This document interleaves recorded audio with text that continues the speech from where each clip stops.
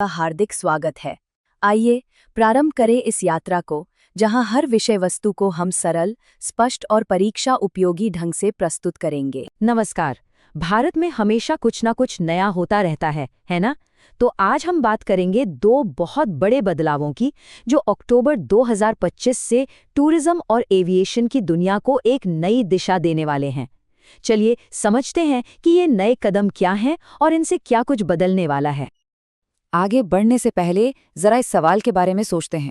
क्या छोटे छोटे सुधार सच में कोई बड़ा फर्क ला सकते हैं?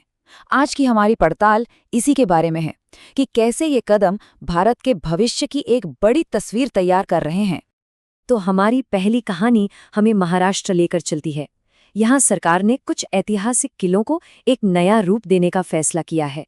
मकसद ये है कि वहाँ आने वाले टूरिस्ट्स का एक्सपीरियंस पहले से कहीं ज्यादा शानदार हो। तो देखिए, सरकार ने नमो पर्यटन सूचना और सुविधा केंद्र बनाने को हरी झंडी दे दी है। और ये कोई मामूली इन्फॉर्मेशन सेंटर नहीं होंगे, नहीं, ये एकदम मॉडर्न फैसिलिटीज हैं जो 2025-26 के टूरिज्म प्लान का एक बड़ा हिस्सा हैं।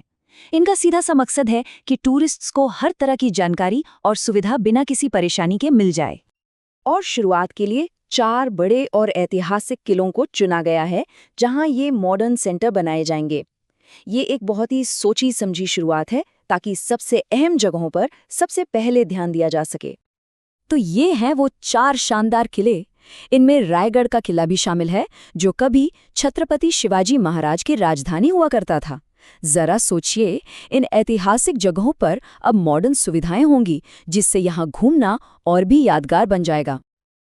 अच्छा, तो चलिए अब जमीन से उड़ान भरते हैं आसमान की ओर।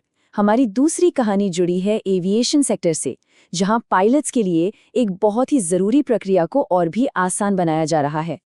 तो ये एरो मेडिकल सेंटर आखिर है क्या? सीधी सी बात है, ये वो जगह है जहां पायलट्स की मेडिकल जांच होती है, ये पक्का करने के लिए कि वो उड़ान भरने के लिए पूरी तरह से फिट हैं। मतलब एविएशन सेफ्टी के लिए ये एक बहुत ही जरूरी स्टेप है। और इसी प्रक्रिया को आसान बनाने के लिए डीजीसीए ने देश भर में 10 नए सेंटर्स को मंजूरी दे दी है। ये एक बहुत बड़ा फैसला है, क्योंकि अब पायलट्स को अपनी मेडिकल जांच के लिए ज़्यादा दूर नहीं जाना पड़ेगा। जैसा कि इस स्लाइड पर देख सकते हैं, ये सेंटर देश के बड़े बड़े शहरों में खोले जा रहे हैं।